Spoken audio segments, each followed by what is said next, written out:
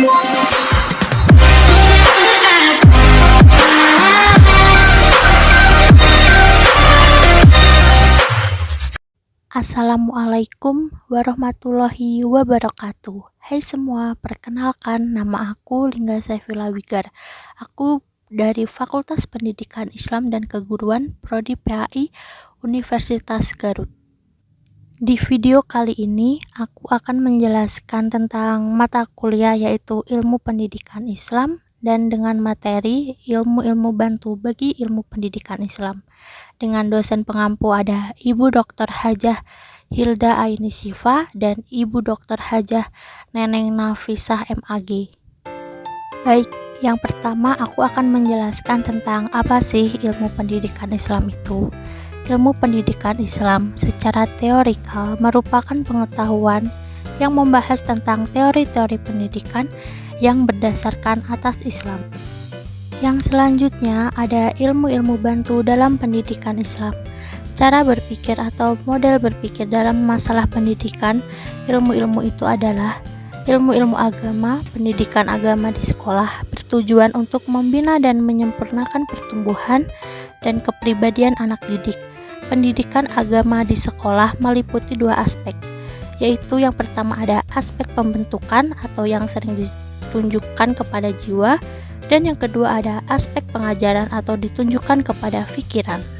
Setelah itu, materi selanjutnya ada contoh macam-macam ilmu agama. Contoh macam-macam ilmu agama terbagi menjadi 6.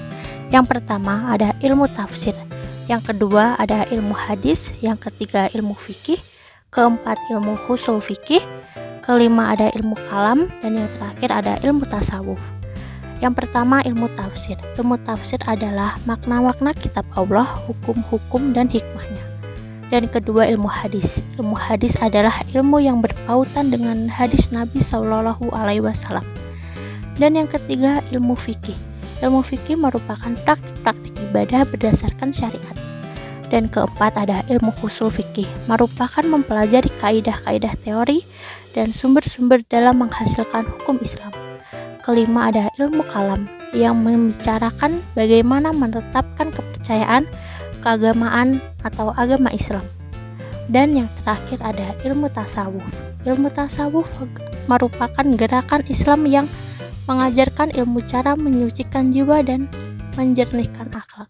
Yang selanjutnya ada ilmu-ilmu dalam pendidikan. Ilmu-ilmu dalam pendidikan terbagi menjadi 4. Yang pertama ada ilmu filsafat, yang kedua ada ilmu psikologi, ketiga ada ilmu sosiologi, dan yang terakhir ada ilmu sejarah. Yang pertama ada ilmu filsafat. Ilmu filsafat adalah ilmu ini dapat memberi inspirasi bagi para pendidikan untuk melaksanakan ide tertentu dalam pendidikan. Melalui filsafat tentang pendidikan, filosof memaparkan idenya bagaimana pendidikan itu, kemana diarahkan pendidikan itu, siapa saja yang patut menerima pendidikan itu, dan bagaimana cara mendidik serta peran didik. Pendidikan menurut filsafat ini bertujuan mengembangkan kesadaran individu, memberi kesempatan untuk bebas memilih etika, mendorong pengetahuan diri sendiri, bertanggung jawab dan mengembangkan komitmen diri. Peserta didik perlu mendapatkan pengalaman sesuai dengan perbedaan-perbedaan individual mereka. Guru harus bersifat demokratis dengan teknik mengajar tidak langsung. Di antara ilmu-ilmu lain, bercabang dari filsafat dan logika atau mantik sendiri adalah ilmu debat dan diskusi yang dikembangkan oleh ahli-ahli fikih dan ahli-ahli kalam, yaitu kaum-kaum dan mazhab pemikiran Islam bertambah banyak. Yang kedua ada ilmu psikologi. Ilmu psikologi adalah ilmu yang mempelajari tentang gejala-gejala atau proses-proses yang ada di jiwa manusia. Jiwa adalah roh dalam keadaan mengendalikan jasmani yang dapat dipengaruhi oleh alam sekitar. Psikologi pendidikan perlu dipelajari oleh setiap calon guru, karena dengan mempelajari psikologi, anak dan remaja ia akan mendapatkan bantuan yang sangat berharga dalam mengembangkan tugasnya selaku pendidik. Dalam proses belajar mengajar, di antara hal penting yang harus diperhatikan guru adalah menyesuaikan pelajaran dengan anak didik atau baik kondisi fisik atau psikis. Untuk mengetahui kondisi psikis anak, didik harus memahami masalah kejiwaan anak.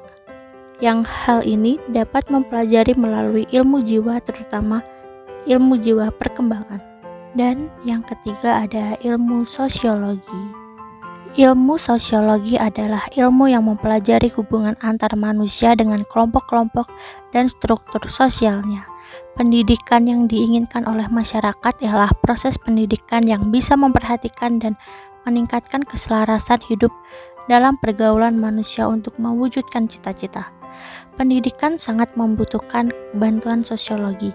Konsep teori sosiologi memberi petunjuk-petunjuk kepada guru-guru tentang bagaimana seharusnya mereka membina para siswa agar mereka bisa memiliki kebiasaan hidup yang harmonis, bersahabatan, dan akrab sesama teman.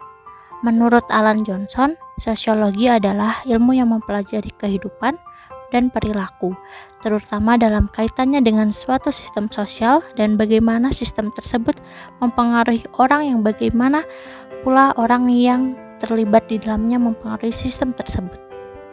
Dan yang terakhir ada ilmu sejarah.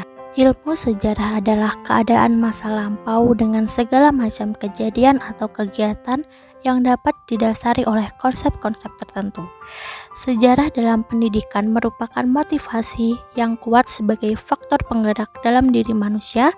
Dalam hal ini, nilai-nilai masa lampau yang telah teruji oleh zaman ataupun fungsi sejarah adalah mengabdikan pengalaman-pengalaman masyarakat di waktu yang lampau yang menjadi bahan pertimbangan bagi masyarakat dalam memecahkan masalah yang dihadapi.